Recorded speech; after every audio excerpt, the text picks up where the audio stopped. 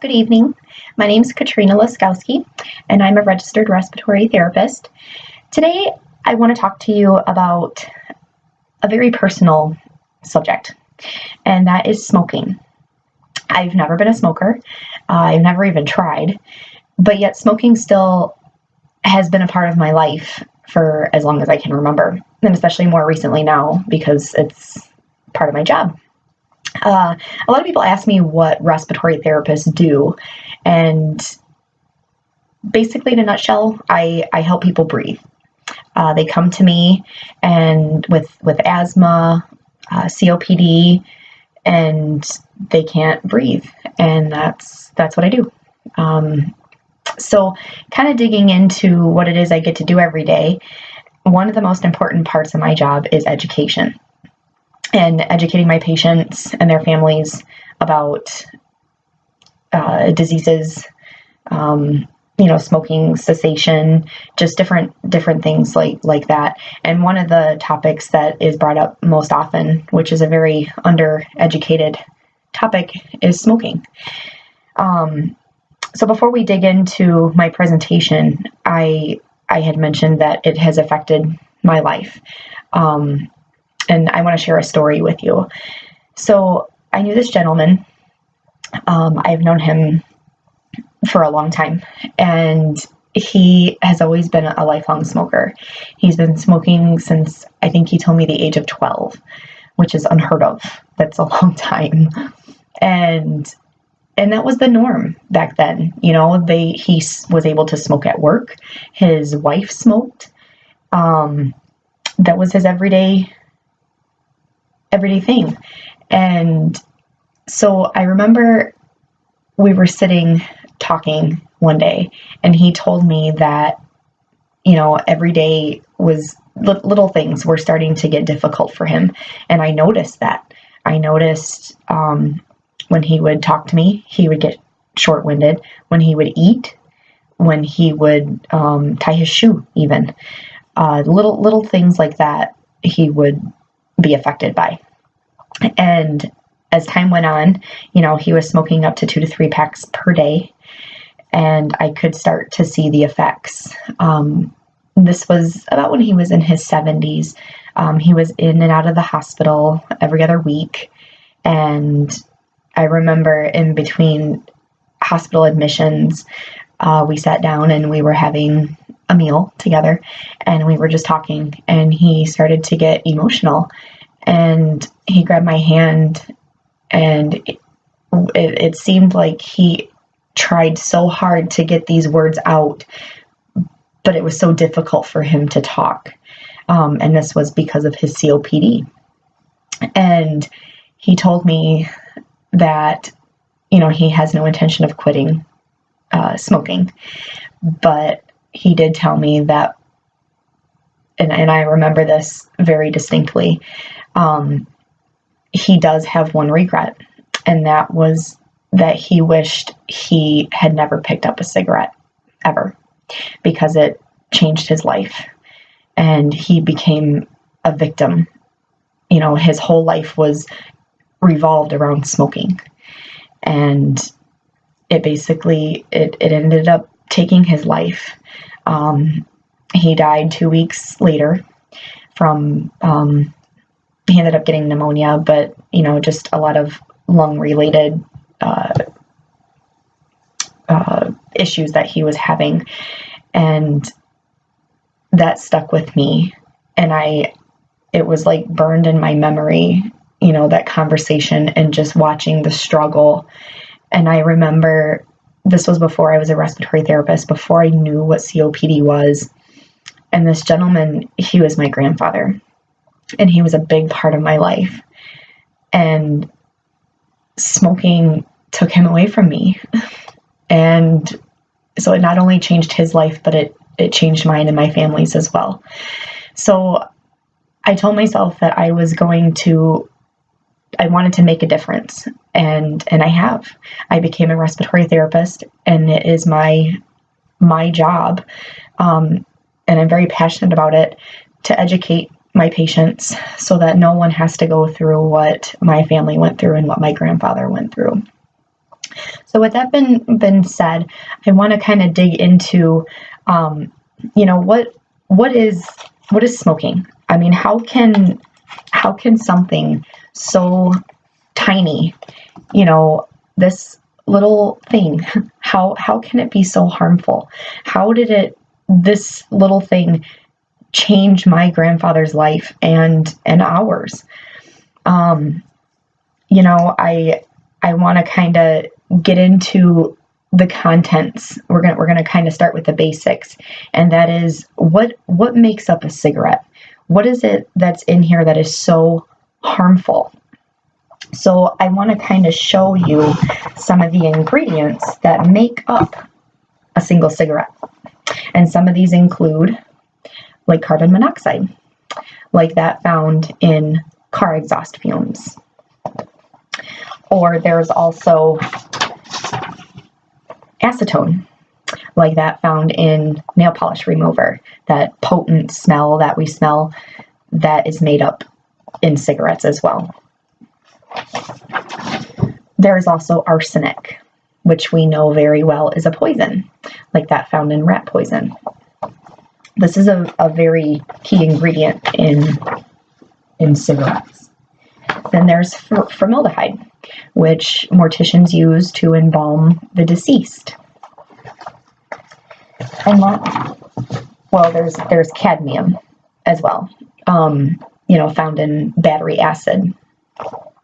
And then another one that is very common is nicotine, which is the addictive agent that is that we know very well that it's found in cigarettes. So those are just to name a couple. There's also lead, tar, you know, these things that they don't share with us, you know, before we put these in our mouths. And so that's just a little bit of a background on what is found in a cigarette. So just a couple numbers I wanted to share with you as well. I'm a part of the American Lung Association, and I get interesting facts every so often. And one of the emails that I got in my newsletter, there were 3 distinct numbers that really stood out to me, and one of them was 600. So 600 represents the ingredients in a cigarette. 600. The other number was 7,000. And there are 7,000, well, when burned, the cigarette creates more than 7,000 chemicals. And then lastly, 69. There are 69 known ingredients in a cigarette that are known to cause cancer. And those are the ones that are known. I mean, there are, you know, of those 7,000, who knows how many others can cause cancer as well. So I want to kind of show you, you know, we got the basics of what a cigarette is, what makes up a cigarette. So now let's kind of see what it does to our bodies, which is the topic of my presentation today. What does it do to your body? I, as a respiratory therapist, can see sometimes what it does to the outside of the body. Little things like fingernails can turn like a yellowish. Teeth can turn yellow as well. And sometimes, you know, you can see it in the hair, you can smell it. So these are outside things to a smoker. But the inside, that's when it gets interesting, because people don't know what it's doing to the inside of their bodies. So I want to show you a couple pictures. This is an example of healthy lungs versus smoker's lungs. So the healthy lung, you can see, is pink. It looks healthy. And then the smoker's lung on the left is tar covered, it's black, it's dark, it's damaged. This one on this side is a typical COPD set of lungs. This is a lifelong smoker on this side. So you can really see the difference of the two in color And so what is COPD? You know, I know that everybody has heard of it. It's 4 letters that we have heard in conversation. But what it is, COPD stands for chronic obstructive pulmonary disease. It's also known as emphysema, chronic bronchitis, you may have heard as well. It's actually the 4th leading cause of death in the United States. And it's also the 2nd leading cause of disability, again, in the United States, which is very interesting. But let me kind of explain to you what COPD is. So this is a picture. You can see the top here is a healthy set of, these are little air sacs that make up our lungs. So our lungs are like a big tree. You have the bigger branches, and then you get into the littler branches. So the littler branches, they're little air sacs, and they're called alveoli. So these are healthy alveoli. You can see they're like little balloons. So when you inhale, your little alveoli fill up with air, and then when you exhale, they blow out. But because of the elasticity in your lungs, they maintain their balloon-like shape. When we smoke, those chemicals damage the elasticity in our lungs. So we lose that balloon shape. You can see down here, these are collapsed air sacs. And you can see the airways from smoking, they cause your airways to become constricted. So you can hear a lot of wheezing going on. So we have to give medications to open up those airways because they get so inflamed and cause that wheezing. And you can also see this yellow right here. This is, we also, with COPD, we see a lot of mucus production because that is what happens. The airways become mucus filled, and it becomes irritating for the airways, and there's a lot of coughing, a lot of mucus production, hence the smoker's cough. So you can really see the difference between the two, just what happens with, with the air sacs deep in our lungs. So I wanted to show you also, I have 2 balloons. So these represent your air sacs. So on this side is a healthier lung. You can see the difference. One is big, one is small. So this balloon has lost its elasticity. So it, whereas this is the normal shape, this one has, lost its normal shape. So the air stays in there. Sometimes it collapses. So you can see that difference. So now that you saw the healthy lungs and the smoker's lungs, we're going to get even deeper into those lungs. So I'm going to show you examples of some x-rays. So on this side, this is a healthy set of lungs. You can see the black is air, and the lines in between are ribs. And then this muscle here is your diaphragm. This is your breathing muscle. So a lot of people think that your lungs are the reason we breathe, but that's not the case. You cannot breathe without your diaphragm. Your diaphragm is your breathing muscle. So when you inhale, your diaphragm, goes down. You inhale when you I lost my train of thought. You inhale, your diaphragm goes down. When you exhale, your diaphragm comes back up, blows that air out. So over here, you can see COPD lungs. So to see the difference between the two, these are very long. The diaphragm is a lot lower.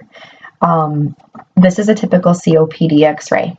So the difference between the two is kind of digging more into what we were talking about with COPD. So with all the damage from the chemicals, what they have done to your lungs, when they lose, take away that elasticity, these COPDers can get the air in, but they can't get that air back out. And so that's why their lungs appear fully full of air, and it's called air trapping. So go ahead, and I want you to do something with me. I want you to take a big deep breath in, and then I want you, before you fully exhale, I want you to take another big deep breath in, and then do it again. So you can't, you're kind of gasping for air. And that is what a COPDer feels like when they are having a COPD attack. When they come into the ER and say, I need more air, I'm not getting enough air. It's actually the opposite. They have too much air in their lungs, but they're unable to get that air out. So again, that's where I come in. I help them breathe. But this is, like I said, I'm hoping that I'm showing you what exactly smoking does to your body. It really is harmful. Just this little thing right here can change lives. It certainly has changed mine, and I haven't even had one of those to my mouth ever. But I'm hoping that, with my presentation, even if you just take away one thing, I hope that you can share that information with others, and, together we can make a difference. So I want to thank you for listening, and have a great night.